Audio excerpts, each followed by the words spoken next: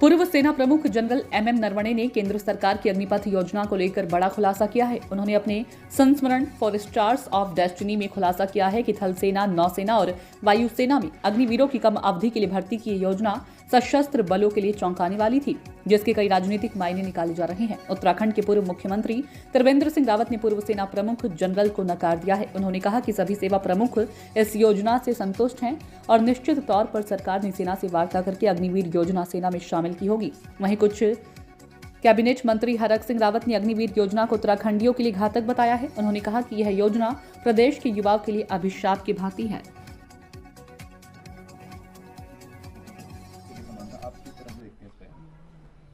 अब देखो, मुझे तो मैं जानता हूं कि कोई भी किसी भी बल के बारे में अगर निर्णय लिया जाता तो बहुत अध्ययन के बाद लिया जाता है। और ये कवायद 1989 से शुरू हो गई थी कि सेना में कुछ आमूलचूल परिवर्तन की ज़रूरत है।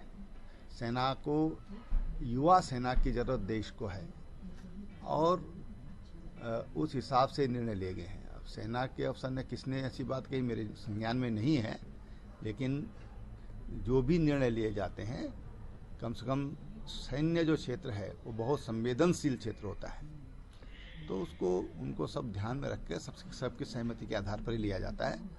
और तमाम जो सेना के वर्तमान अधिकारी हैं, पुरातन अधिकारी हैं, सबने उसको उसकी तारीफ की है, उसको अच्छा माना है।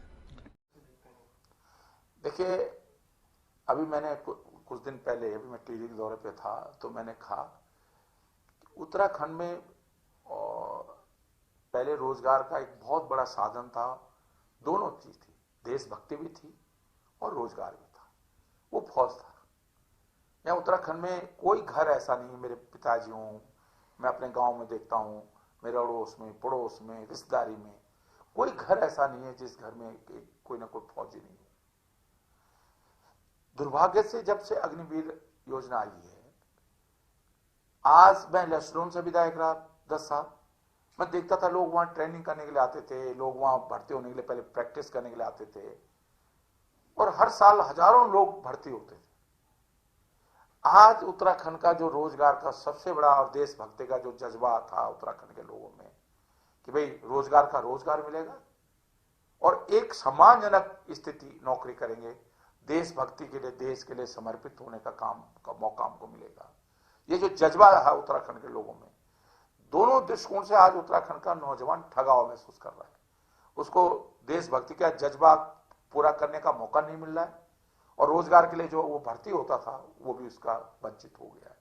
क्योंकि अगर आप 9 महीने ट्रेनिंग कराओगे, ठीक है, और ट्रेनिंग कराई, अब 9 महीने ट्रेनिंग का जो उस पर पैसा खर्च हुआ 9 महीने ट्रेनिंग में, और जब तक उसको सेवाएं देनी है देश को, तब तक वो रिटायर हो जाएगा।